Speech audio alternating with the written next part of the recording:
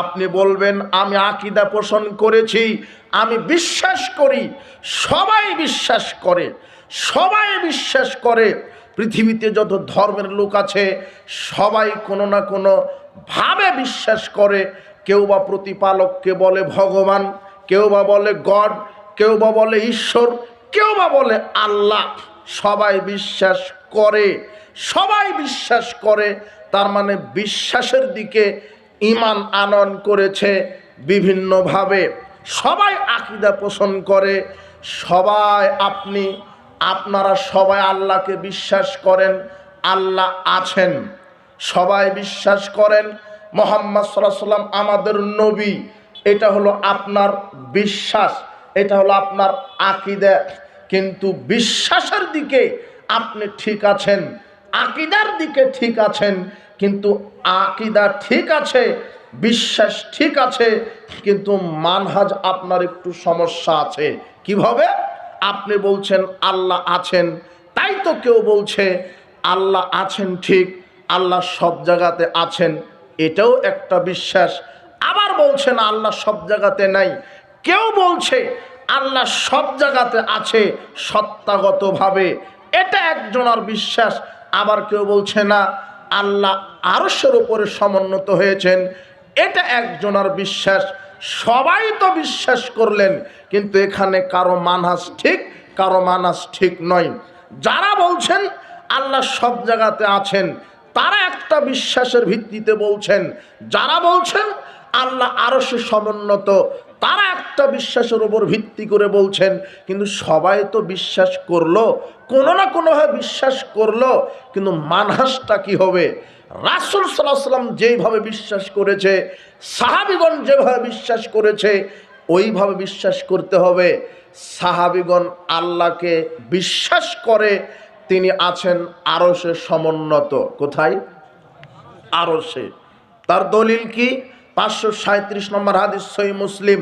মুআবিয়া বিন জাহেমা, মুআবিয়া বিন হাকামা সুলামি, এই লোকটা রাসূল সাল্লাল্লাহু আলাইহি ওয়াসাল্লামের কাছে এসে বললেন, আল্লাহর নবী, কানাতলি জারিয়াতুন, আমার একটা দাসী ছিল, তারা কান আমার লিকিবাল উহুদ ওয়াল জাওয়ানিয়া, আমার দাসীটা উহুদ উপত্যকায়, উহুদ পাহাড়ের পাশে, জাওয়ানি উপত্যকার পাশে ছাগল চরাতো।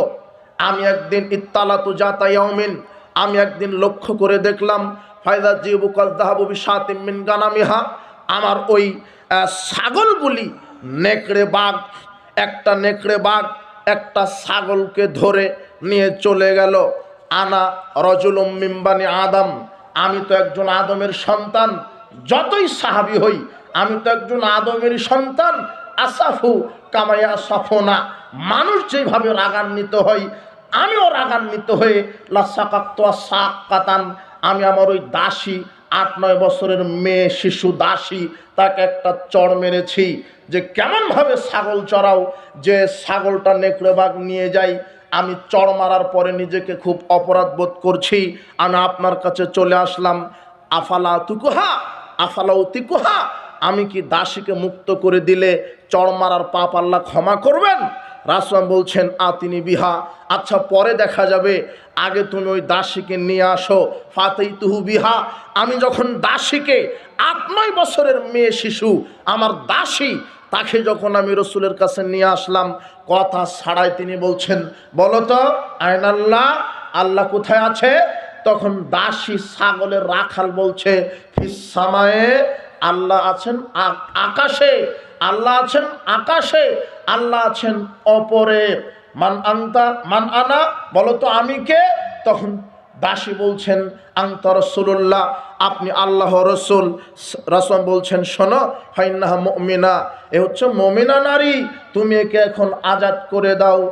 দাসী, এটা সাহাবী হাদিসটা বর্ণনা করলেন, মুহাম্মদ সাল্লাল্লাহু আলাইহি সাল্লাম তিনি স্বীকৃতি দিলেন। দাসী বললেন আল্লাহ আরশে, আল্লাহ আরশে থাকেন, আল্লাহ আরশে সমুন্নত। রাসূল সাল্লাল্লাহু আলাইহি সাল্লাম বললেন, হ্যাঁ এটাই সঠিক আকীদা, এটাই সঠিক মানহাজ, এর ভিতরে সঠিক ঈমান আছে, কাজেই তুমি একে মুক্ত করে দাও।